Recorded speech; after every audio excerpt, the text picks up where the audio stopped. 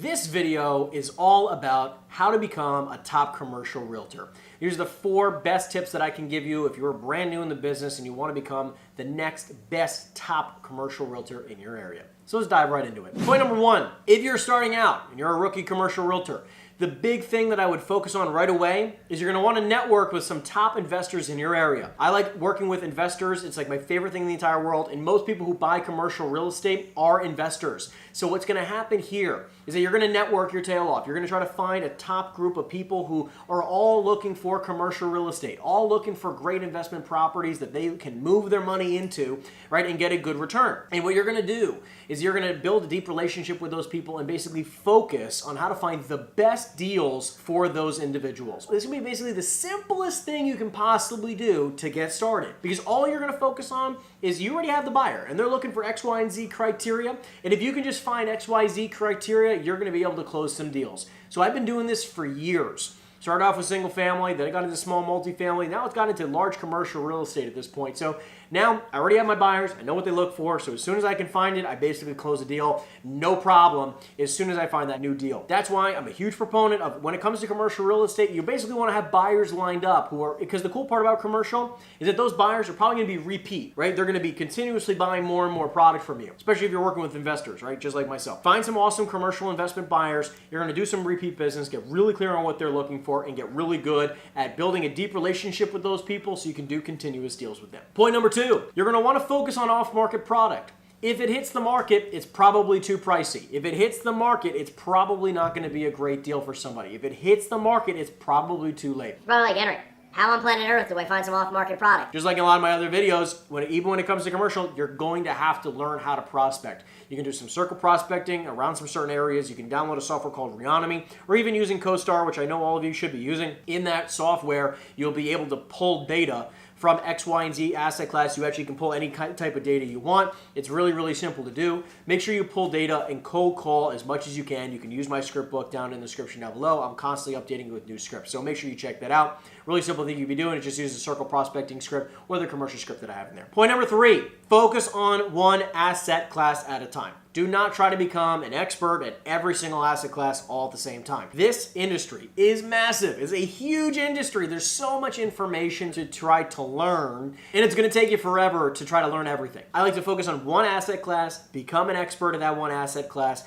multifamily, industrial, office space, retail, land, whatever you want to do, become an expert at that asset class. No, don't get me wrong. That's probably going to be driven by where the buyers that you end up finding. All of a sudden, you end up finding a bunch of buyers who love buying land, as an example. I was just at a meeting where, this was a huge land development project or fund that they're building. What I learned from that is that, listen, every investor thinks one asset class is the best. I know investors who love multifamily. I know investors who like land. I know investors who like development. I know investors who like warehouse. And everyone thinks that stuff is the best. Whoever you end up finding and working with, you're going to lock arms with them and you're going to run for the freaking hills, right? Whatever that investor wants to buy, it could be your niche. Or you could just choose your niche and become an expert at it, and then you're going to try to find buyers, because here's the real quick side note. If you're wondering where to find buyers on CoStar, because you're a commercial agent, you're going to have access to CoStar. And if you don't, you can get access to CoStar or Reonomy. See who has bought the most product in each asset class in each area. So again, I live in a town called Red Bank, New Jersey, okay?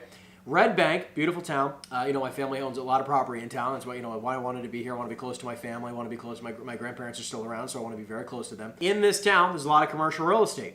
So what I could do is that I can go to CoStar and or Reonomy. Either software is fine. You can look those softwares up.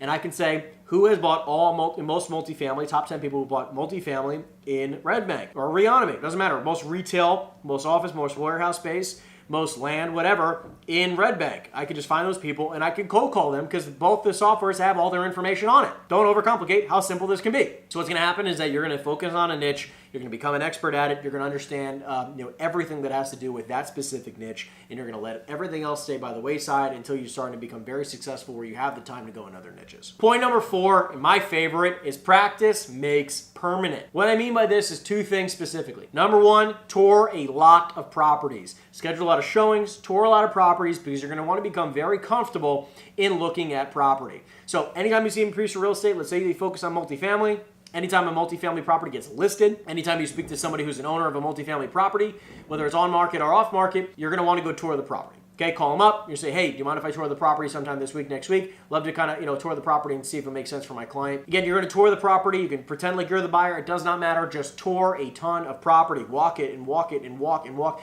I've walked thousands and thousands and thousands of properties in my career.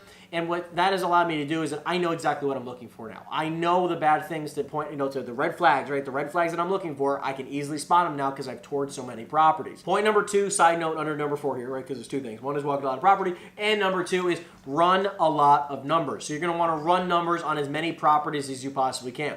You're going to want to get financials. You're going to want to do some homework, do some digging, and run financials, run a pro forma. You're going to want to run your numbers and analysis on every property you possibly can, because the more practice that you have when it comes to running numbers, the quicker you're going to be able to find out if it's a good deal or not. It's a very simple way to become a very experienced agent very quickly. So every time you run a property, walk a property, you're going to ask for the financials, and then you're going to run numbers on every single property and say, if I was going to buy this, what would I offer? And what you could do is you can go to the investor buyers that you have and you say, hey, just curious to get your thoughts on this. What would you offer? And I'm not saying you're going to offer full price, but what would you offer on this property? What questions do you have about this property? Would you buy this? Why wouldn't you buy this? Ask a lot of questions to your potential clients. It's going to allow you to, basically give your speed track. It's a fast track to success when it comes to commercial real estate, because there's going to be a lot of questions you have to ask, which honestly, just that can bleed into both sides of the coin, residential and commercial. So listen, guys, if you have any questions or anything like that, make sure you put it in the comment section down below. Hope this video helps. And if you are one of those committed agents who is looking to take your life and business to the next level,